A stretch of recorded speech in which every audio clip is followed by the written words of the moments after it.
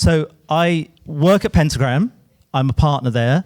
And we do as much, we try and put as much of the creativity we know into causes that we believe in and can support. One of those causes is Do the Green Thing, which you just mentioned, which is a non-profit that I've helped to run for the last 10 years. And you can't see it down there, but there's our little logo designed by Marina Willer at Pentagram. And Do the Green Thing, our line, our internal line that's gradually become an external line is creativity versus climate change. And our idea is to use world-class creativity to actually inspire people to be green in their everyday lives with creativity that's as good as the creativity that helps them, inspires them to be unsustainable, i.e. all the advertising, all the marketing that we do and put out there, all the products we make, all the so much effort of our design, unfortunately, goes towards helping people to be unsustainable. So we're trying to use some of those people's brilliant creativity to help people to be sustainable. So that's our idea. And what we do is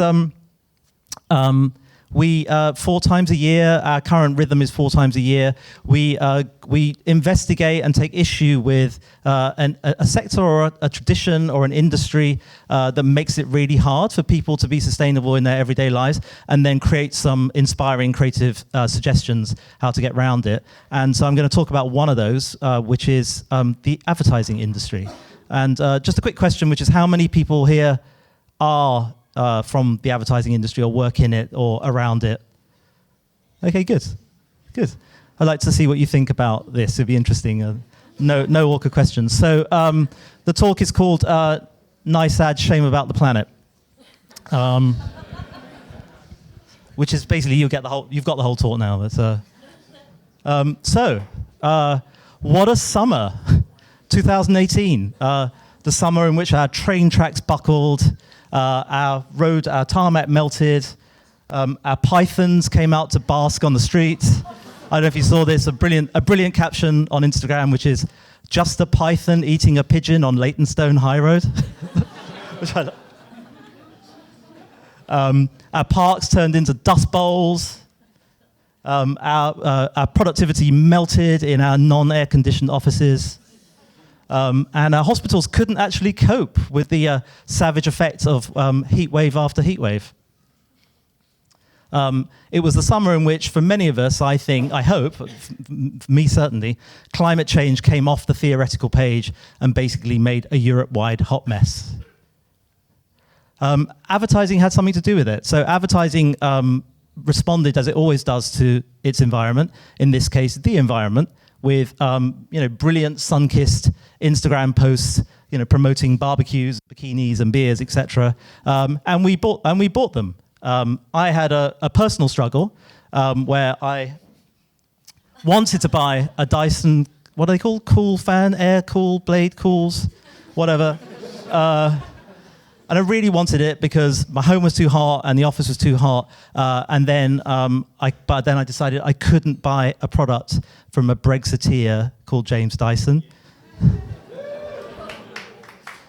So the old fan worked. Advertising helped us to combat the effects of climate change, i.e. the heat. But what it didn't do was actually think about or reflect upon the fact that maybe it's caused some of that climate change in the first place. Because whether by being consumption heavy or CO2 consumptive or non-reusable or non-recyclable, many of the products that we're paid to advertise actually contribute to climate change. They do that, and that's a problem. But it leads to one inconvenient truth, perhaps, which is that maybe these products shouldn't be allowed to advertise, which is quite a big provocation, I would say. If it sounds a little naive, then let's remember we have some precedent here. So, at the turn of the century, after a 50-year drive by doctors, researchers, campaigners, and governments, the negative social effect of cigarette advertising was finally seen to be so, and cigarette advertising was banned in many, many markets across the world. And rightly so. I mean, free to advertise. It's amazing some of the things that cigarette advertising was allowed to do. So free to advertise their addictive little sticks as solace or have health benefits. asthma, relief in case of asthma, wheezing, winter, and cough, or as an aphrodisiac.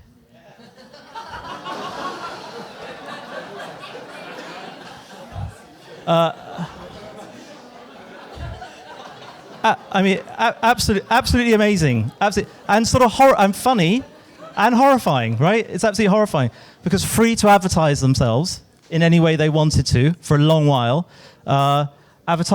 Cigarettes were unstoppable. In 1974, I think I've got that right. 46% of the UK smoked. 46% of the UK smoked.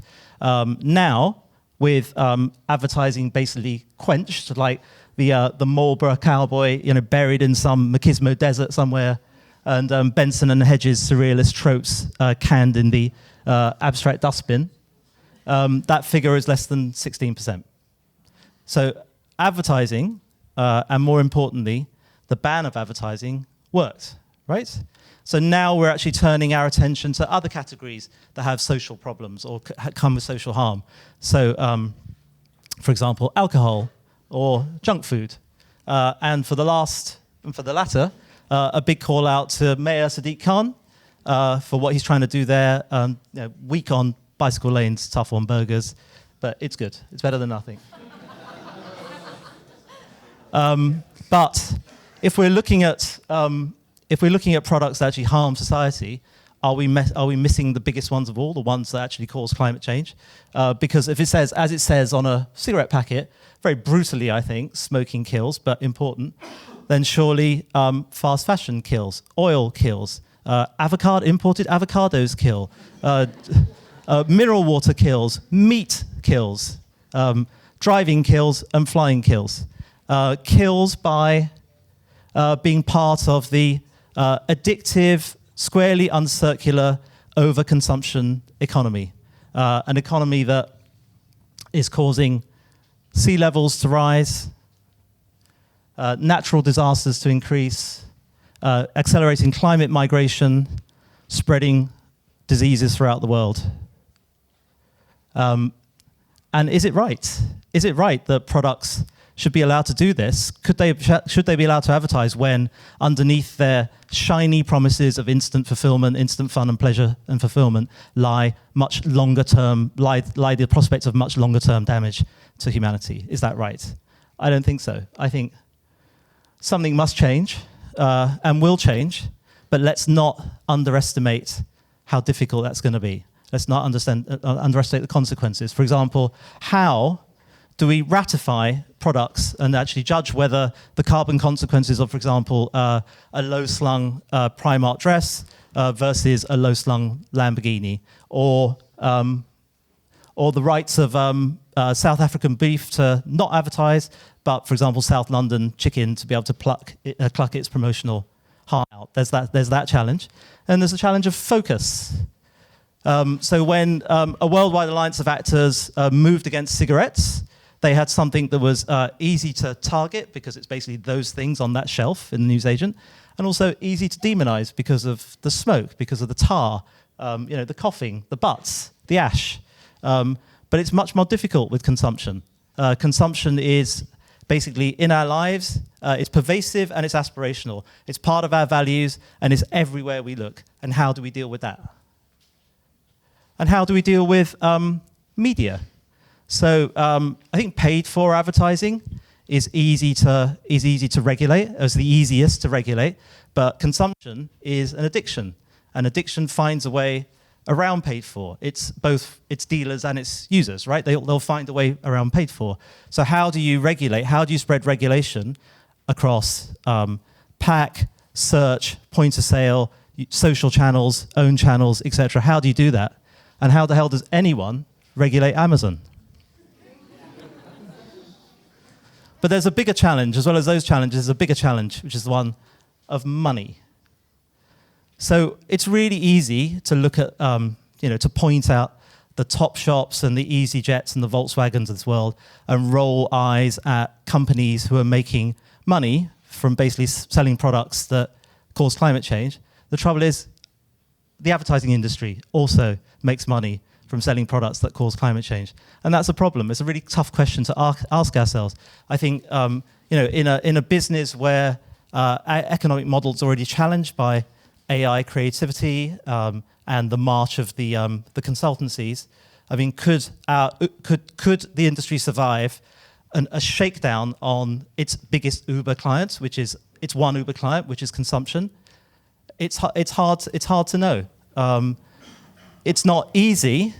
It's not easy, but we have to try. I think it's not easy to make a living when you're looking through nicotine-tinted spectacles at every single project, suspecting it, needing to suspect it as effectively a 21st century cigarette. That's not easy, but we need to. Unless we try, we're not gonna do the right thing. So that's the provocation. And now for a little bit of a suggestion or a bit of inspiration. So it took 50 years to get the cigarette advertising ban in place. If it takes us another 50 years to do any of the things that I've suggested, whether they're naive or clever, I don't know, that's going to be too late. So for anyone for any brand who actually wants to go out there and actually declare themselves as having a negative effect on the planet, we asked one of the world's best designers, one of Pentagram world's best designers, Paula Scher, to design some world warning labels. So inspired by the labels, by the warnings that go on cigarette advertising, or did, she created these. So world warning labels. Sinks islands, spreads epidemics, melts ice caps, exterminates species, etc. And she did this to be playful, but also brutally truthful about advertising. And they're there for any brand who wants them. We're offering them absolutely free of charge.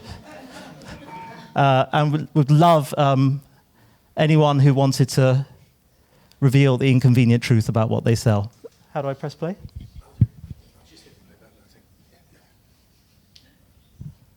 Hello, sunshine. Hello, blue skies. Hello, lovely day. Hello, sunshine. Hello, sky. Hello, white clouds floating by. Hello, cooling summer breeze, coming whistling through the trees. Hello, sand and hello, seas. Hello, positivity that's surrounding everything I see. Hello, happy, hello, free. Hello, you and hello, me.